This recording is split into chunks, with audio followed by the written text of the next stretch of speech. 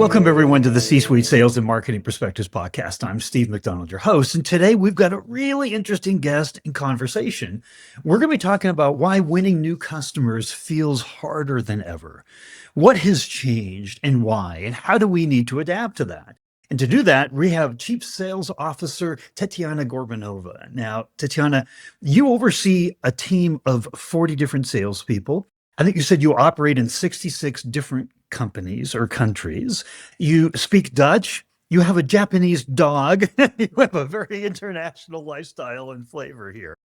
What I would love to do is hear a little bit more about you and your background before we get started. Yeah, hi Steve. Happy to be here today. Thank you for the invitation. I'm excited about our today's topic, and for sure, I'm happy to make some short introduction about myself. I have quite huge experience in sales. In December of previous year, there was like 14 years as I'm in sales and more than 10 years on leadership positions. I had different roles at sales. There were lots of different transformations inside of the company and inside of sales department I have done. And as you already mentioned, now I have more than 40 people in sales department and we operate in 6 countries. It's not easy for sure, but I think that it was quite like a long journey and I'm very happy where we today, like we as a team, because we can maintain our customers and to make them much more successful.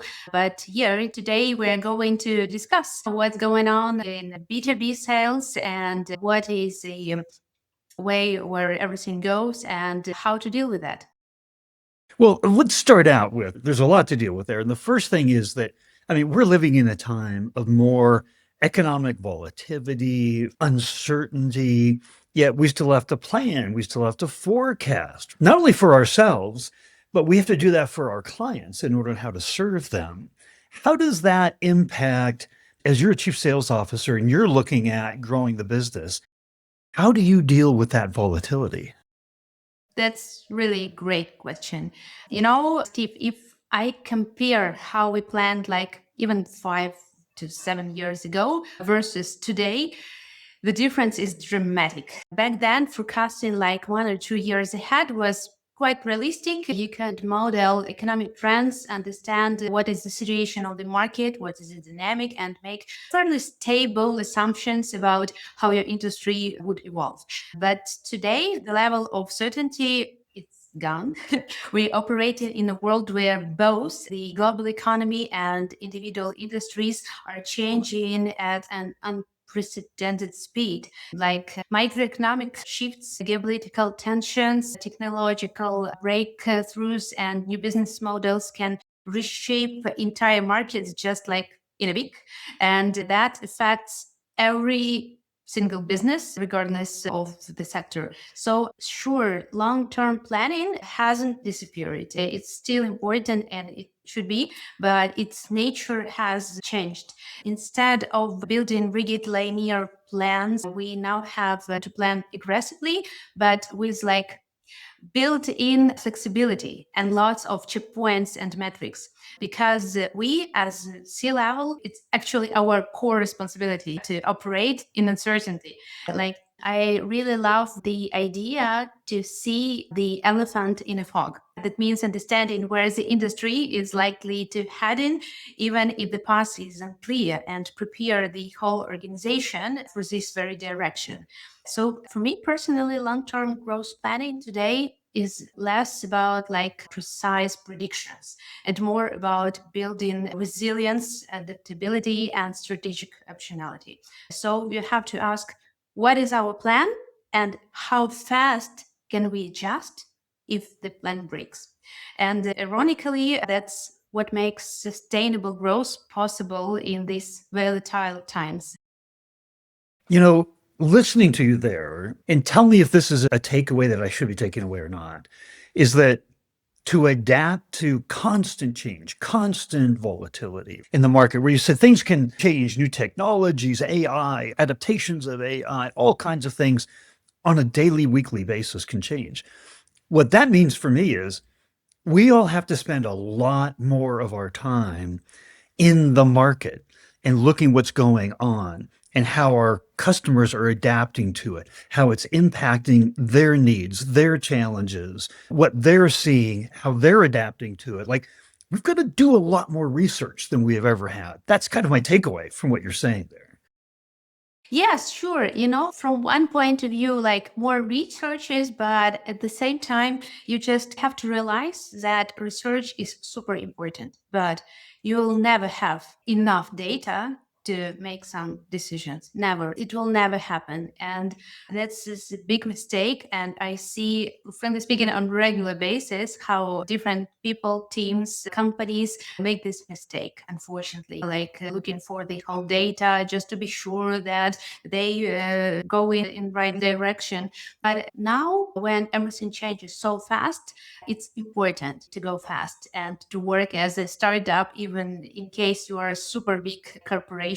So that's why, for sure, it's important to make research to see what's going on the market. But at the same time, it's better to go and to make some super short test and to get real data, and then to understand, okay, this hypothesis was wrong. Okay, but now we have real data, we have some experience, so now we'll go in the other direction. And to make more, let's call it like micro steps, instead of collecting data and then use it to make like super great forecast that will not work because everything will change in a week.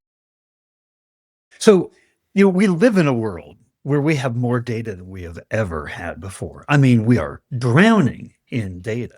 And I just want to ask, how important is it to take that hard data and the tests and the things that you're talking about, but balance it with the conversations that you're having with customers, the conversations you're having with prospects, the things that are going on in the industry and the conferences and the experts and the analysts? I mean, that's a whole new level of information that is constantly being updated, constantly changing.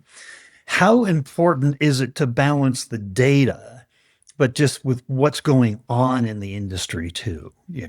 This volatility. When I said research, I was almost just thinking about, we just need to be really good students of our markets, our customers, our prospects, and how they're thinking and what they're doing at a level that we have never had before. Because when you started, it was all about product and price.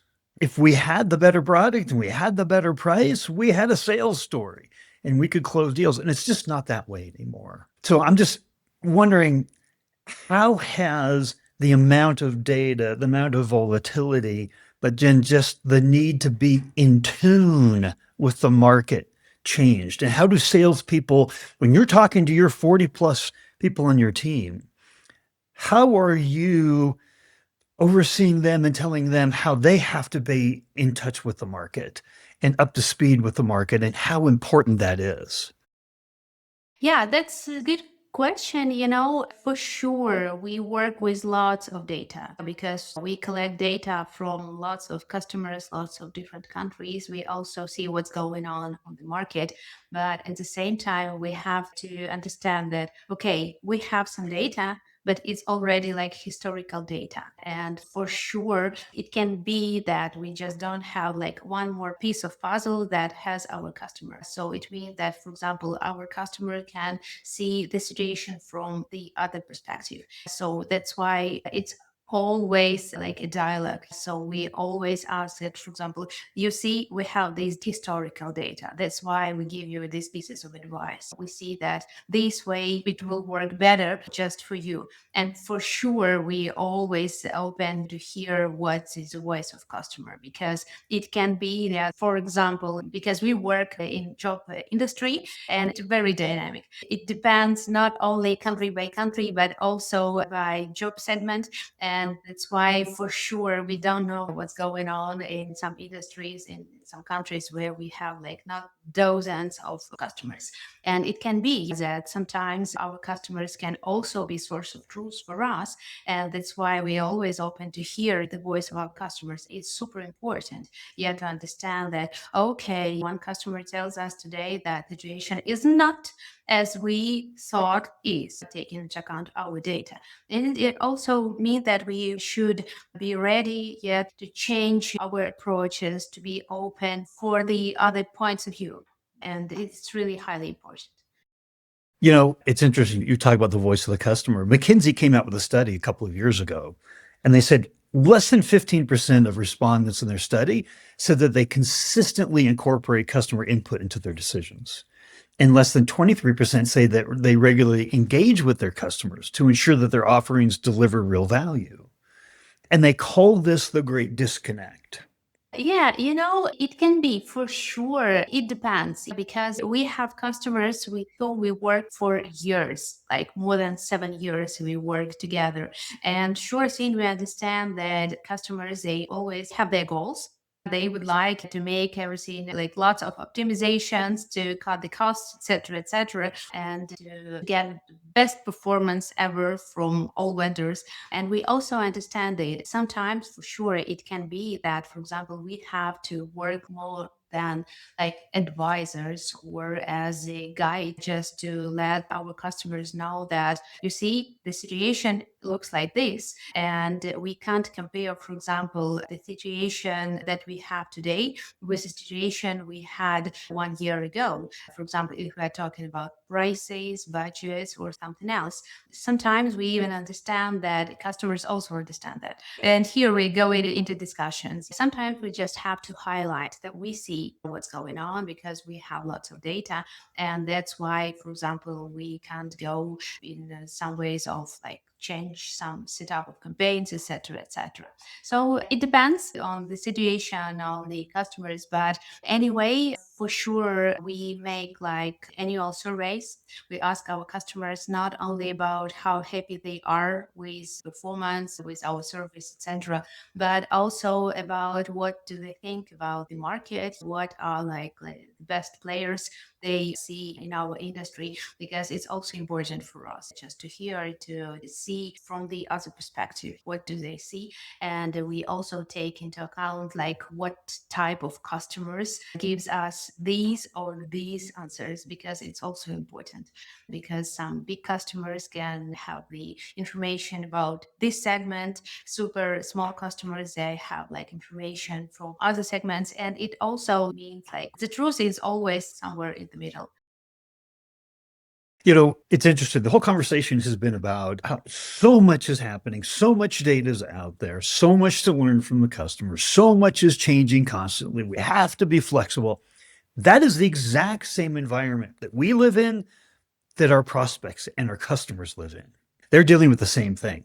So here's the question: how do we stand out? They're overwhelmed, right? They have more data, they have more access through AI and to research and information, and they can check us out, they can check our competitors out, they can see the trends in the industry.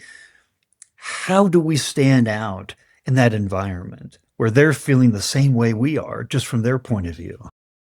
Yeah, you mean like how to attract attention in this environment? That's a good point. I'm starting from super simple example from my own life, and I see your life as like regular person with an email box and phone, because every single day we receive like dozens of messages, newsletters, webinars, discounts, etc.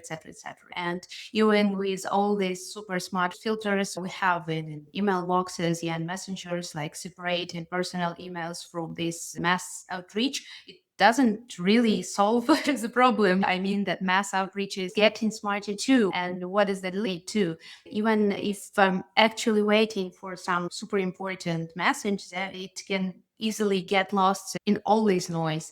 And that's exactly what's happening with the customers. When companies send even perfectly crafted message, like personalized, visually appealing, with super great presentation, with the all pain points, still the recipient can just never see that. Not because the message is bad, but just because the attention has become the scarcest resource today. So the challenge today is no longer just what you say, but where you say, when, and how.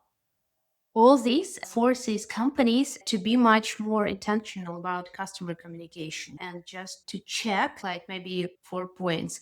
First of all, what channels to use just for your very customers? How often do you contact your customer? Just to be sure that you don't do it like 5 times per day. And also to check if you don't overwhelm people, yeah, with too many messages. And the most important point, just to check that your message actually deliver value. It's like the most important part. So that's why to know your ICP becomes just critical to have very deep understanding of what really hurts your customer and what success looks like for your customer. Why your specific solution or service will help them become better, successfully, and more profitable, maybe. So, to sum up, you just have to check that your message clearly answers why should I care about this right now? And in case there is no answer for that, it will just disappear in all this noise I mentioned before. You know, you drew a really clear picture there and like creating value by understanding the true challenges and the problems of our customers. It sounds so basic, right? But if I looked at my own email inbox and I get all kinds of emails from McKinsey and Deloitte and Forrester and Gartner, like all the big consulting firms and Forbes and everything, and the vast majority of them are white noise because they're talking about a number of different subjects, a number of different conclusions or insights across a very broad spectrum of the industry. When they talk about something that I really care about, then it stands out. Right. And it almost feels like they're talking directly to me. So I'm very big in account based marketing, ABM, go to market strategy, and focus. So when they're talking about that, I listen, I stop, I open, I click. So it's almost like what I took away from what you're saying is the way we stand out is by being really valued and important to the very few subset of the entire market of the people that we really want to influence. Let's be good at creating value for that very tight focus. And I can't tell you how many CMOs, CROs, CSOs, CEOs that tell me we don't have a good definition of our ICP. Again, back to a very basic. If we know exactly who we are trying to address and trying to close deals with, then we have a much better path to be relevant to them and understanding their challenges and not spending our time on data and reading and updating ourselves and researching the market. We know where we can be selective and use our time the best. So when you were just talking about how do we create value to those people, it seems so basic, but it's so important. It's so important. What are your thoughts? Yes, Steve, absolutely agree. Now you mentioned a very important point about being selective because it's also important to understand that companies also have to be selective. And just to understand that, for example, our service, our product, the things we do it for this very segment and we do it really good, really great. We have some custom dApps, we have some internal interviews, we collect the data, we go deeply understanding what is the real problems of these companies or of these people who work in these companies because we are talking about B2B segment. And it's much more better than when you say that we are for everyone. I'm sure you know lots of examples in different industries when big companies just wanted to go much wider to make more products for different people, for different segments. Also, like luxury premium, and then we are for everyone and would like to go into mass market. And it wasn't successful. Why?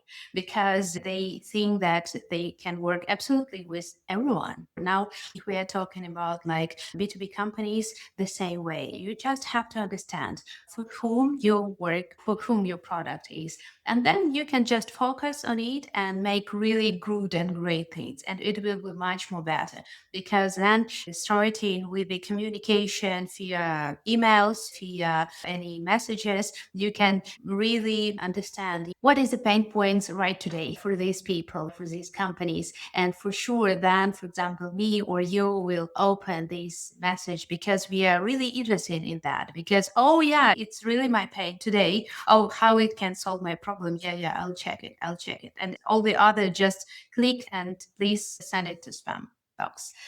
So I have to ask you this question because this idea of being selective, I know across your team, you have deals that are coming to you all the time that you're looking at and you're saying, that's not our customer. So the power of the word no, balanced with, I also know you have very intense short term quotas, right? Like, I'm sure you go into board meetings and everybody's like, well, how's this quarter doing? What does next quarter look like? That's almost like all they care about, right? So it's hard to say no. But tell me, what is the power in your mind as a chief sales officer of saying no to the wrong deals? Why would you do that?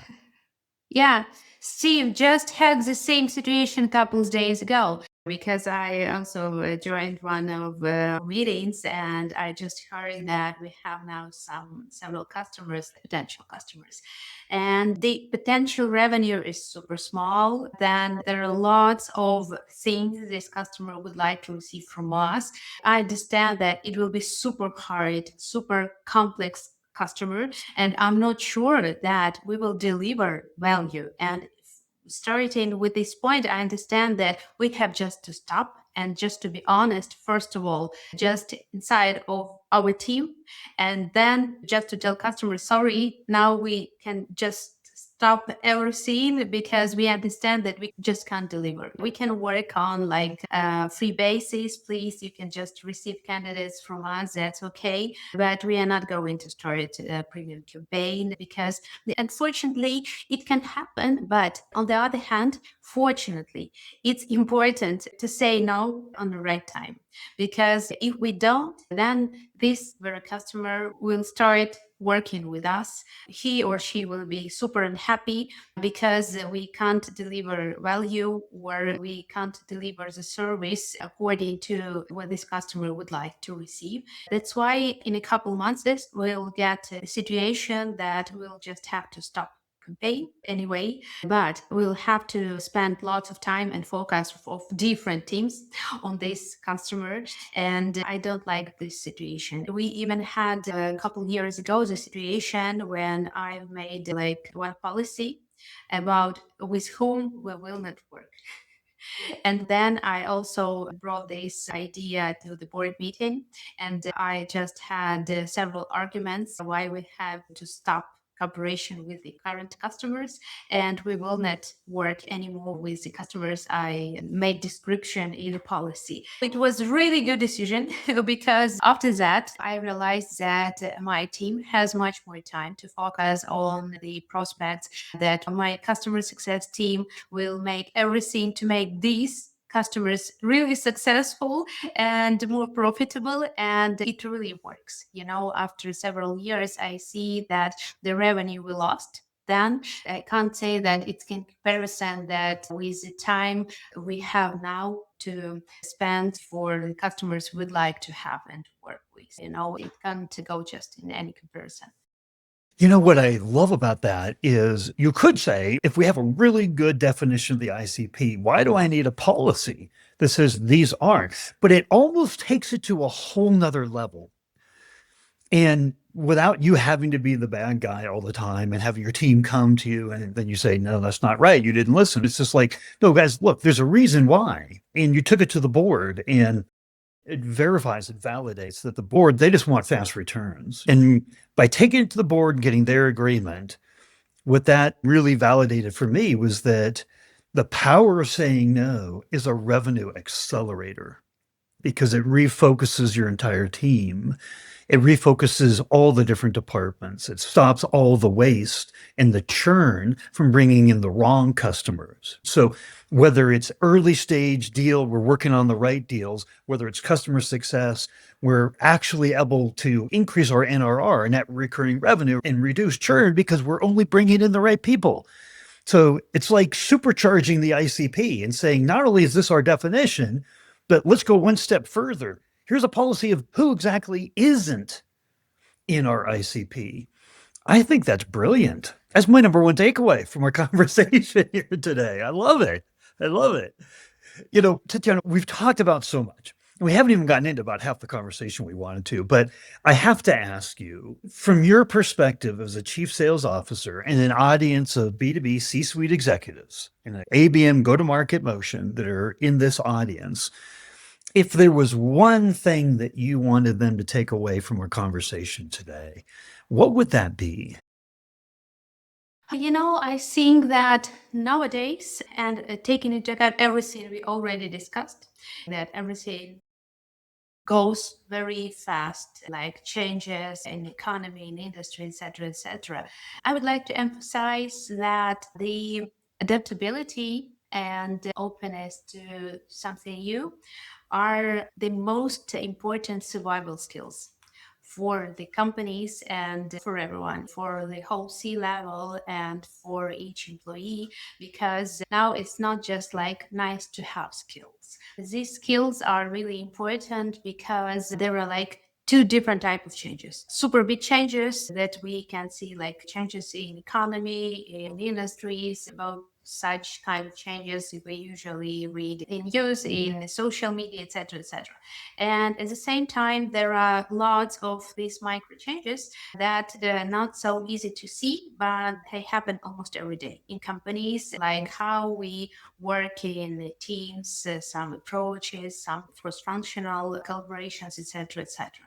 And that's why this ability to be flexible and to be open to learn, unlearn, and relearn is super highly important. And in case you don't have such people in your organization, it will be just very hard to move fast and to adapt to everything what's going on in this super fast changing world. I think that it's the most important. For example, in my company at Jooble, we have internal values. And for example, when we are searching new people to our organization, we have several steps of interview, as I think almost every company has. But the last stage is interview values.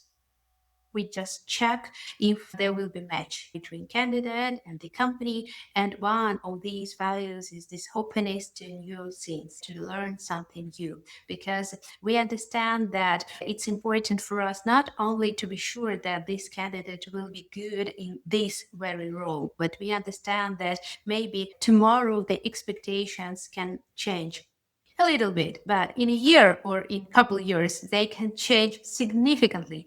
And the situation in general can change really significantly. It means that this candidate will have to learn something new and to learn something new almost every day because, for example, our product will change, our competitor will change something, etc., etc. Even we can change the ICP, for example, and we'll also have to learn lots of information about how these type of customers work and what are their pains, etc., etc. So that's why it's super important. And what I see that still there are big corporate companies that they just can't move so fast because the mindset is just a little bit another, because maybe it's like another generation of just corporate world. It gives me the answer why, for example, in some industries we can see some companies unicorns that just come into the market, and even like in a year they have super great results, like millions of billions of revenue per year. And just because they can move fast, that's okay for them to work in this certainty. They feel great. They would like to go into something new because they're open for that, to learn something, to test something. And that's why it's important. So that's why I think that this is really survival skill for companies and for every employee. Well, I have to tell you, I wish we had another couple of hours, but the mission of this podcast is to bring together different insights and perspectives and experiences from all over the world, from C-suite executives on how do we have success in our ABM go-to-market motion. And I think that you were an amazing part of what I would call the rising tide of insights that we can all take away. I wrote down at least three different things that were new that I learned today. And I just wanted to say thank you for coming on and being a part of this today. Thank you, Steve. Thank you. From the beginning, it was also very interesting for me to think about these topics because, as we already mentioned several times today, everything goes fast, and sometimes it's really important just to have a break and to make such like overview and to discuss something, to highlight here what's important, to discuss the point that are on the top of our minds. So, thank you for this conversation. It was really great and interesting. I also made several notes for myself. So it was also really useful for me. Thank you.